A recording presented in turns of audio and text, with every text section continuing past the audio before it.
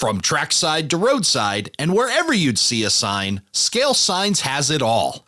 With over 1,400 offerings in N, HO, S, and O scale, Scale Signs has the largest collection of fine scale signs on the planet. Come see the details that bring your models to life on their website, scalesigns.com.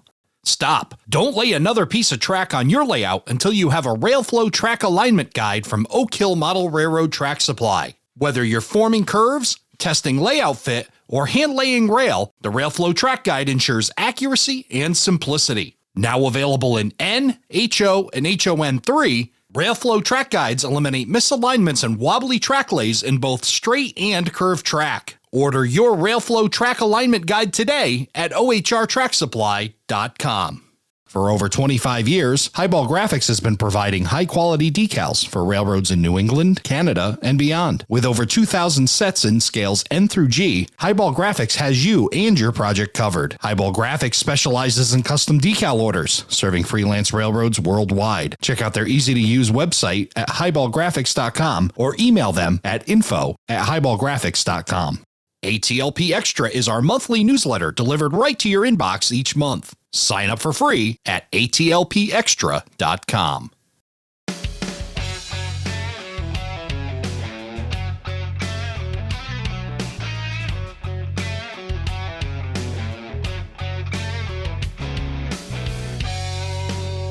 Hello, everybody, and welcome to Around the Layout, where model railroaders come to tell their story.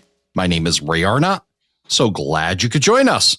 If you're anywhere near the Northeast and are into prototype modeling, the NERPM is the place to be in late May. And joining us to tell us about it is Dave Owens. Dave, good to see you. Good to see you, Ray. Thanks for having me. Glad to have you here. And I think the last time I saw you was in person. I mean, we've been seeing you. We've got this Sunday night chat that we both participate in. That's a lot of fun, getting some modelers together on a very casual basis. I think the last time I saw you, though, was up at the big show, the Railroad Hobby Show. Up at the West Springfield show. Absolutely. The very busy Saturday and the not so busy Sunday. That's right. And we had a great time both days. Or at least I did. I'm sure you did as well. You enjoyed it, too. Right? Absolutely. Yeah. I had a great time, and then I had a great time shoveling 5 feet of snow at the end of my driveway Sunday night. I think the only disappointment was that the snow wasn't very packable. So I couldn't throw snowballs at Grayson McComas, who's from Texas, and give him that good snowball fight experience from the Northeast. So, well, I'm okay with that because my snowblower wouldn't start and I had to shovel. So light and fluffy was. It was actually pretty good. Yeah, you could if you had a good leaf blower, you could just blow it right off. It was it was pretty light if you could keep up. Right. Yes, but it would have taken a lot of leaf blowing. That's true. What we did is we got well out of the snow. The weather is turning great up here in New England, and we're heading towards springtime, which means time for the New England Railroad. Is it New England or Northeast? Let's clarify that. Well, it was both for a while, but we've settled on New England. All right. I like that. New England Prototype Modelers Meet. And we're going to talk about that event. Really exciting to bring a bunch of great modelers together up here in the New England area. So we'll be chatting about that. Dave, why don't you tell us, what is your role with the NERPM? I'm one of the founders of the Prototype Meet here in Connecticut. Well, it began in Connecticut. Now it's in Massachusetts. A group of friends put it together 24 or so years ago.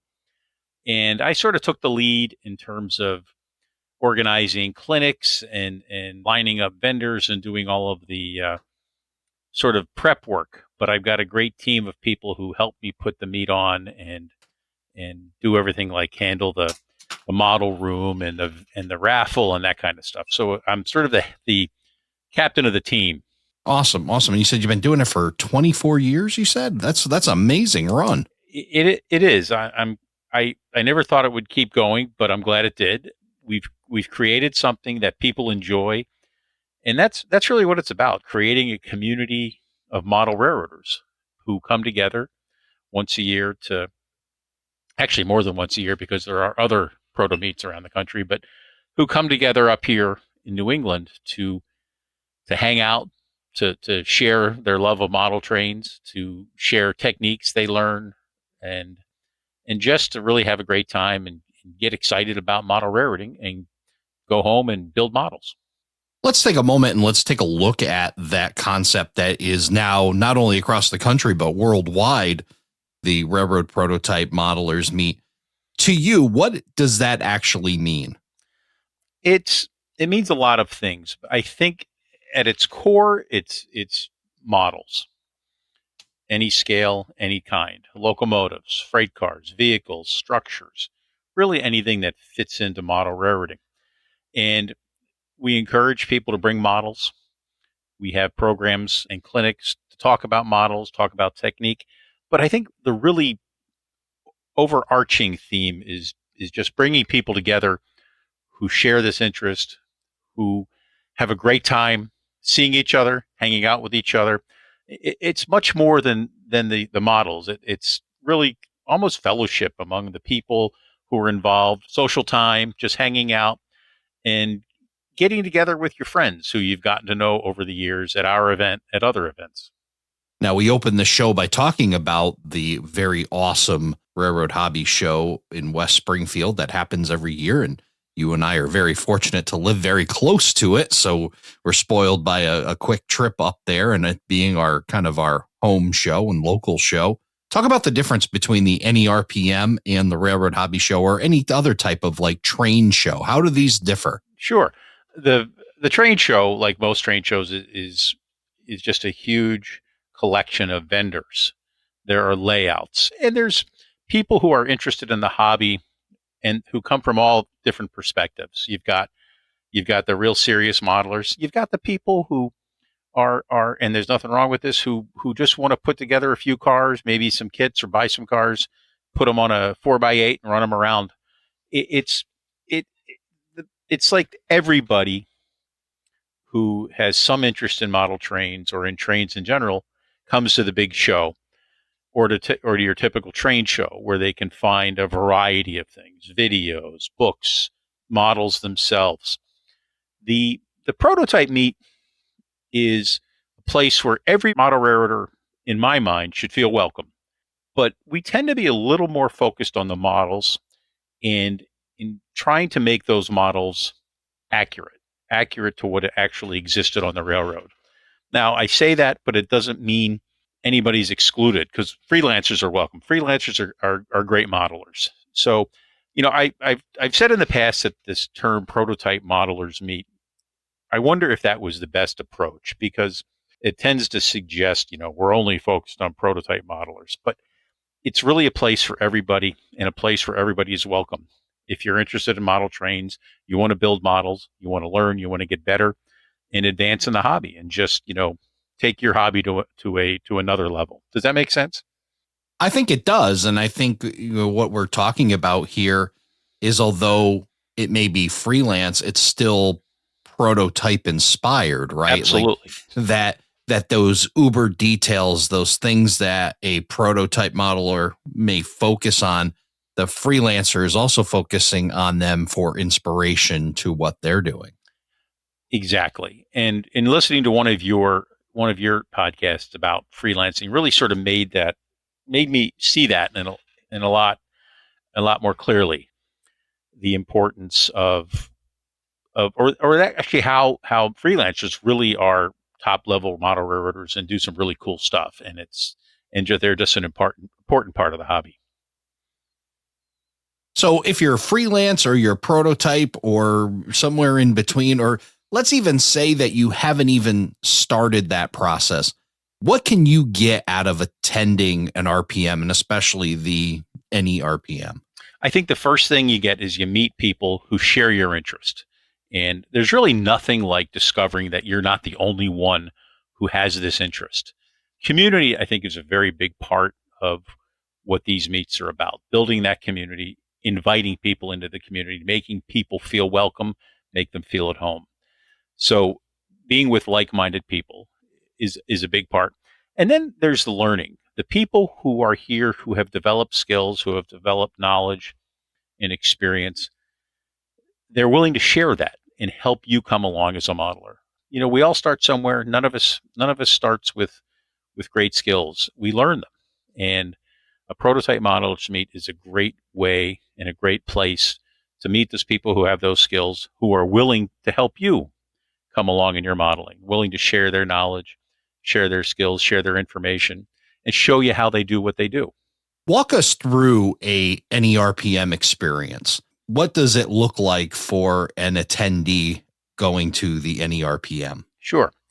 Our meet is basically Friday and Saturday.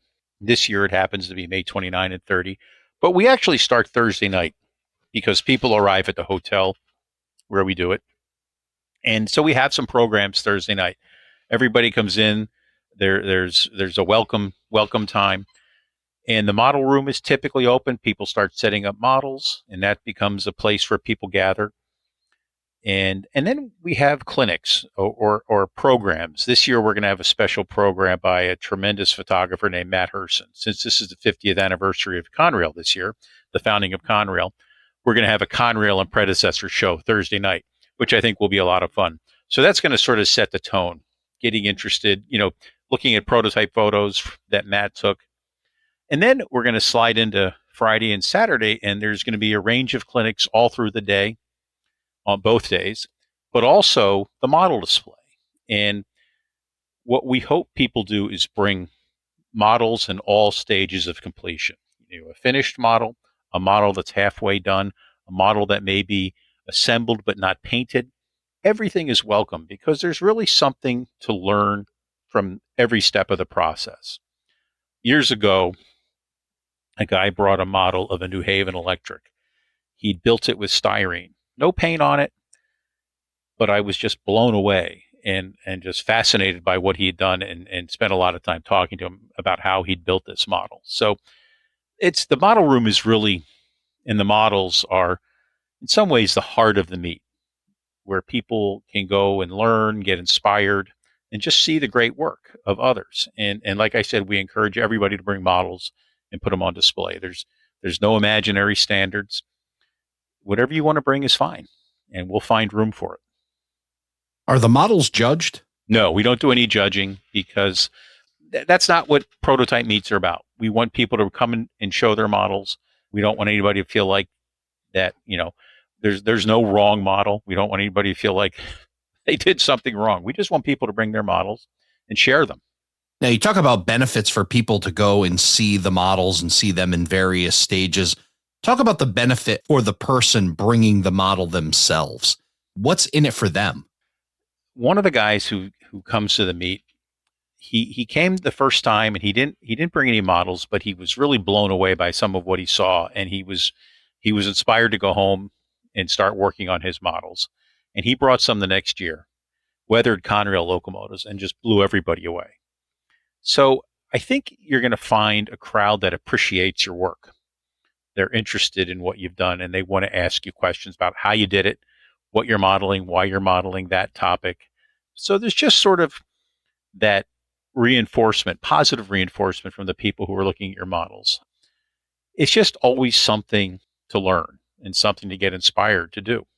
Yeah, well said. I think that bringing the models allows you that opportunity, right? And you may get some good criticism, especially if you're open for it, or you may bring something that's half built. And I think there's a big power in that, like you mentioned earlier, helping you get to the next step. Maybe you've got a mental block or aren't progressing on a model. Bring it and have a conversation about it. Amazing how much it'll re-kick that flywheel. Yeah, absolutely. You may hit a point where you're wondering, what do I do next year? How's this go together? Or how can I do this? And somebody can maybe help you with that. There's lots of people who have built models, have experience, and would be happy to share information they have or knowledge. Let's talk about the ways that knowledge is shared at an RPM. And I know one of the ways that you're doing it with the NERPM are the clinics. And you mentioned them a little bit earlier. Let's take a deeper dive into them. Let's talk about some of the clinics that we can expect this year. Sure. We have a range of topics. Tom Murray is going to do a program on modeling Amtrak Amfleet cars. Amtrak is what a lot of younger modelers, that's their railroad. And so that's something that we hope gets younger modelers interested. I think for most of us, I mean, I'm 60. Amtrak's been around my whole life. So I've got Amfleet cars. So I'm looking forward to learning from Tom. And he's a turbo Amtrak modeler. He really is into it. Rick Abramson is coming. He's going to talk about how to paint a brass steam locomotive. That's an old, brass locomotives aren't as popular as they used to be, but still lots of people have them. And it's, they have a hard time. Some people have a hard time disassembling that brass locomotive to paint it. So Rick is going to talk about that in his process. Then we have topics like, moving potatoes. Jim Fellows is going to do a clinic about modeling steel reefers from the Bangor and Aroostook and moving potatoes in the 50s and 60s.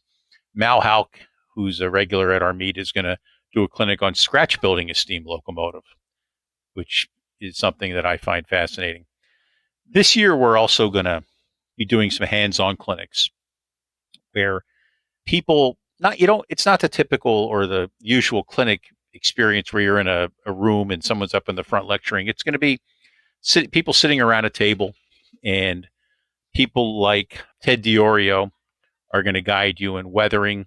Bring your own freight car, and Ted will have some weathering materials and can show you how to weather it. JT Burke and Nick Santo are going to demonstrate electronic soldering, and then have people step in and solder electronics. That's one of those things that soldering is one of those skills that, if you don't use it a lot, it can be kind of shaky, and they're going to try and help people get more comfortable with soldering so that they can do their own decoder installs and stuff like that. John Sacerdoti is going to do a hands-on clinic on hand laying track, and going to have people step right in and put spikes in. And then, Butch Eiler and Dave Apadisano, two of the wizards of weathering, will be weathering models throughout the meet, and they're going to be talking to people about what they do, and you can just gather around those guys and learn. Butch especially is probably one of the most artistic, highly skilled people I've ever met. And I look at his models and I'm in awe because they just look like what they look like on the railroad. He's just a hugely talented artist, really. And I can never get tired of looking at his models. It's really special that the way the clinics are being done and the way they're being described here, because you have the clinic, the traditional style clinic where you'll sit and you'll hear somebody talk about how to do something, which there's a lot. And also neat that the clinics do go beyond the modeling. You're getting prototype information out of these clinics. But then the hands-on, that reinforcement where you can sit within feet of these very talented folks and then learn the skills directly from them. That's really a powerful thing for any level of modeler, including the beginner, to be able to see and understand that it is achievable. Right. And then to say, hey, I don't quite understand how you did that. Could you tell me again? And they'll show you. I mean, and these people are great people. They're all really generous with their time, with their skills, and they love helping other people. They want everybody to come along. This is something for everybody to help them improve their skills, get better. If you want to get better as a model railroader, these meets are the places where you'll have the opportunity to learn from people, to develop skills, and then go home and practice them. Yeah, talk about that. When somebody goes to an RPM clinic, and I know I have done that, and I know you have done as well. Talk about when you leave that RPM. What's on your mind as you're heading back home? I'm thinking about getting back to my workbench and just starting to work on stuff, to take some of the skills or some of the techniques I learned about and try to apply them. I'm really looking forward to the soldering, because I've done soldering, but I never feel comfortable with it. And I'm looking forward to JT and Nick maybe helping me get a little further in my level of skill, and so that I can start doing better with decoder installs, because I've done a few, but I'm not great, and I need to get better. I want to talk about one event that's not formally on the NERPM schedule. And you had mentioned earlier the thing that just happens at an RPM event, and that's the camaraderie. It's that not on the schedule, not an official thing. It's the 3 or 4 people sitting in between clinics and there's some tables and some other places. And just the amount of information that's just being shared amongst modelers just in that format. It's incredible. People will find they have a common interest or a railroad they're interested in, and they start having a conversation, and before you know it, an hour or more has passed. And that's really part of what this is. We're bringing people together to find those commonalities and to hang out, perhaps make new friends, or just find those people with the same interests and learn. Because just about anybody you deal with is, if they know something, they're willing to share it. And I've I've gone to a bunch of meets, and I look forward to seeing people at these meets. I see a lot of my friends. I meet new people, and I find topics that I'm not familiar with, and railroads I'm not familiar with. I've developed a real Rock Island problem from going to the St. Louis RPM a couple years ago. I love Rock Island, and it's a cool paint scheme. I don't know much about Rock Island, but I know I like it. So that's, I think, a big part of it is just meeting people, having that community, which I think it transcends the meets. There's a community at our meet, but that community is just as active at the Valley Forge RPM, at the Youngwood RPM in Western Pennsylvania, at the Mid Atlantic Prototype Meet down in Maryland, Cocoa Beach in Florida. Wherever you go, you're going to find that common community of modelers who are interested in learning, sharing information, getting better, and just having a great time. And it is neat, the network of RPMs that's building around the country. And it's funny that you'll get a different flavor in pretty much everywhere else. Do you think that any RPM has developed its own unique flavor? People tend to view us as New England focused, but I try hard to welcome everybody. I'm interested in any kind of clinic about any kind of railroad. I don't want to limit us, because I think that people, even though most of the people come from within 250 miles of Springfield, I think there is a wider interest in railroads from beyond our region. So, and I think that's important. I don't want to be too focused on New England. We do obviously have a focus. We have a lot of clinics because of our location, but I don't ever want to be limited. Everybody's welcome. Any presenters welcome. Any models are welcome, of course. We just want to have as much as we can from all over. Talk about your own personal RPM experience. You mentioned a few. What RPMs do you get out to and get to see, and what are your takeaways from them, and how does that help the NERPM? I have consistently been to the Valley Forge meet, to the Western Pennsylvania meet, to our meet, of course. And I like seeing what happens at those meets, how the organizers conduct them, if there's something I can learn. The hands-on, we've had hands-on elements at our meet for several years, but I've really seen a need to formalize it, to have more of that as a way of giving people opportunities to develop their skills maybe a little better. So that's something we tried to add this year. And I know the St. Louis meet is big into that, and some of the other meets are really big with that. So I try to look at what happens elsewhere and think, hey, that's a neat idea. I'm going to steal that. Well, and you say steal, and it's funny you say that, but it seems, and it should be pretty obvious that this would happen, that just as much at an RPM, most have the heart of the teacher and want to share what they've learned with others.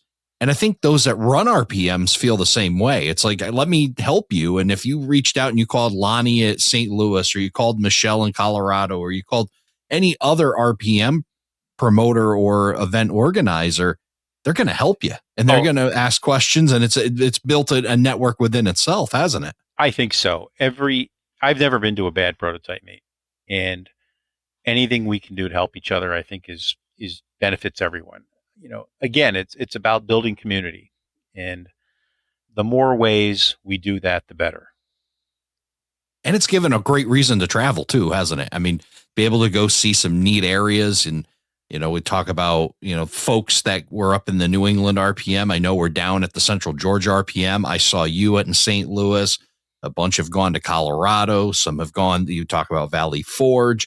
It just gives you a chance to go around and travel. And then, obviously the experience you get from being in other places and meeting new people and just broadens that whole horizon, doesn't it? It's all good stuff. Traveling around, meeting new people. But one of the benefits of going to the Western Pennsylvania meet is we get to stop in Altoona for a day and watch trains. So there's always, we've got that. We always have our eye on rail fanning opportunities. And again, I can't stress it enough, just the people, hanging out with the people. Some of the meets tend to wrap up earlier in the day. It depends what's happening. So we turn the hotel lobby into a social area because we don't want it to stop. At our meet, we do have a social time once the meet sort of wraps up. We have a raffle each night, Friday and Saturday, and then we have social time for people to hang around. We have a bar. People can have a beverage of their choice and just hang around and talk and have a great time. Yeah, I think that is really the take. It's you come for the models, but you really stay and you keep coming back for your people. And finding your people is so huge in this hobby when you find the like-minded person who maybe just as what you may think weird as you, right? That in a very good way. In a good way. You know what it's like, Ray. I mean, we've all have developed friends in this hobby. I mean, most of my friends in my life tend to be my train friends. And, we travel together to these events. We see our other friends at these events. So it's really the models, the clinics are part of it, but it's really about the people and getting to hang out with people we like and we like seeing and we love talking to and having a great time with. I have truly met some of the best people I've ever met in my life through this amazing hobby. And it's great to have other people come out as well and introduce them to the crowd and get them involved. And NERPM is a great platform for it. It really is. And I just can't stress enough that everybody is welcome. Everybody will will be comfortable and find that they fit in, that it's a place that they're going to have a good time and they're going to want to come back to, because that's what we want. We just want people to have a great time, to feel at home, to feel welcome, have a great time. Yeah, let's talk about just for a second, because that's not easy to do at times. You got to stick your neck out just a little bit by coming. It is. And sometimes you're new, you're the new person, you're the first one first time you've ever walked in the door and you're seeing something like that, maybe a little sensory overload. There's a lot of models, a lot of people, a lot of things happening. But when you finally get yourself a little comfortable and take some time, just start asking some questions. I think you're going to be wildly amazed at what you're going to get for responses. Exactly. Or if you put some models out on the table, someone's going to stop and say, "Hey, how'd you do that?" Or, "Oh, you're interested in that too." And before you know it, you're going to be deep in conversation with somebody. That's what I love about it. There's no clicks. There's no nothing. It's just a whole bunch of equal people in a room, all modelers, all loving the same hobby and willing to share it. So awesome stuff. And that's an important point. No clicks. This is a place for everybody. Everybody's welcome. Everybody's part of the community. Absolutely. So let's talk about the event itself and making plans for late May. Tell us all about it. Well, the meet is Friday and Saturday, May 29 and 30. Like I said, we're going to have some programs Thursday night for people who arrive early. And then on Sunday, we're going to have some layout open houses, some of the modelers in our area. And some of the layouts that are going to be open are just mind-bogglingly good. Bill Schneider of Rapido Trains lives in Connecticut. He's going to be opening his Ontario and Western layout, which is incredible. Bill used his time during the pandemic very wisely, and he just made such progress on his layout. There's an incredible modeler named Neil Schofield who has been in the magazines. His layout was featured. Neil is modeling up in Vermont, and it's one of the most amazing layouts I've ever seen. And Neil is going to be open on Sunday, and so many others. It's going to be a lot of fun, and we're still adding layouts and looking for some more. So that's something to look forward to. During the meet itself, we have the clinics during the day, and then each night on Friday and Saturday we have a big raffle, and we are grateful to the model railroad manufacturers and retailers who very generously give us items to raffle off. And, this money helps us pay for the meat. It goes right to the meat, cost of the putting on the meat. But it's also a fun cap to each night where I stand up in the front doing the raffle, and invariably we start goofing around, and I think it's a lot of fun. I think I had some of my biggest laughs during the raffle giveaway last year. We had a lot of fun with it for sure. And sometimes some adult beverages start flowing, and that makes it even more fun. It could be that too. Yeah. And then we have a catering obligation with the hotel. I didn't say where the meat is. The meat is at the Sheraton Springfield Monarch Place Hotel in Springfield, Massachusetts, which is a great facility.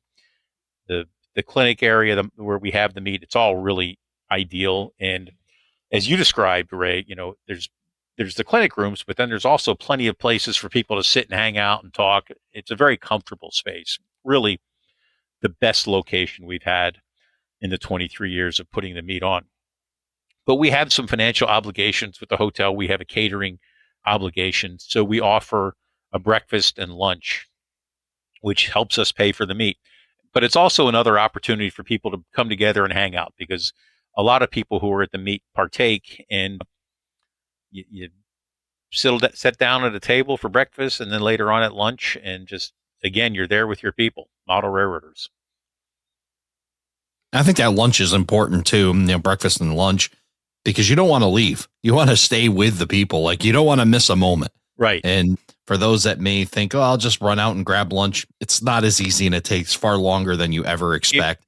It's really does. Just to grab a meal at the hotel for sure. And of course, we're in a hotel, so the prices are always a little higher than you think than if you go out. But we offer breakfast for $25 and lunch for $30, which sounds like a lot, but actually breakfast is $20 and lunch is $30. So it's basically $100 for the weekend. And it seems like a lot. I get that, but boy, it's convenient. You stay right there in the hotel. The meals are good. And what, I don't know if you remember this from the last couple of years, Ray, but initially we had the meals off in a ballroom away from the meat area. But during one of the meals, all the spaces were rented. So they set the tables up right where the meat is. And we said this year, hey, we like that. So we're all going to have the meals right there in the meat area, breakfast and lunch. So I think that'll add to the event. Let's talk about registering for the NERPM. And do we need to pre-register? You can pre-register, or you can pay at the door. We recommend pre-registering because it gives us a sense of how many people will be there. You also save $5. It's $60 in advance, $65 at the door. And if you can only make it on one day, we have a one-day admission of $35. And we also have a student special we want to encourage young people to come. 17 and younger, it's only $25. And children under 12 are welcome if they're coming with an adult who's coming to the meet. They're welcome at no charge. We also have, if people are traveling from outside the area, we have a special rate at the Sheraton of $139 a night. But it's important to make your reservation by April 30th, because that's the cutoff for that special rate. So it's about a month before the meet. So if people are going to need a hotel room, we urge them to make that reservation so that they can get the better rate. And all of this can be done, all the reservations for the hotel and for the meet, you can do it on our website, which is www.nerpm.org, nerpm.org. And we'll share the link to that, along with the aforementioned Neil Schofield, who appeared here on Around the Layout a while back. We'll share a link to that show as well. They can all be found at aroundthelayout.com/229. So, Dave, somebody listening to this right now who is in the New England area or has the opportunity to travel up to the New England area, let's talk about missing this event. What are they going to miss if they don't come and hang out with us? They're going to miss a weekend of fun with people who share their interest in their hobby. They're going to miss the opportunity to see some great models. They're going to miss the opportunity to enjoy some terrific clinics. They're going to miss the opportunity to go to our white elephant tables, where people who come to the meet bring their surplus items and sell them, usually at pretty good prices. They're going to miss the opportunity to partake of some pretty terrific vendors, including Finero and Camerlango, Ron's Books, Bob's Photo, so many, Best, the Bollinger Enderley Scale Trains, the great structure company, among others. And they'll miss the opportunity to win wonderful prizes in our raffle. And have the opportunity to laugh with us as that's happening. So and laugh at me to a large degree. There you go. As I make a fool of myself. Well, the New England RPM is one not to miss. Make sure you check out all of the information on their website, nerpm.org. And again, all the links will be on our website, aroundthelayout.com/229. Dave, looking forward to the end of May. I'm sure the weather's going to be awesome. It'll be awesome inside the Sheraton Monarch Hotel in downtown Springfield for the 2026 NERPM. Thank you so much for coming by and telling us about it. Thank you, Ray. Thank you for joining us for this episode of Around the Layout. Learn more about today's episode, check out past shows, and much more on our website, aroundthelayout.com.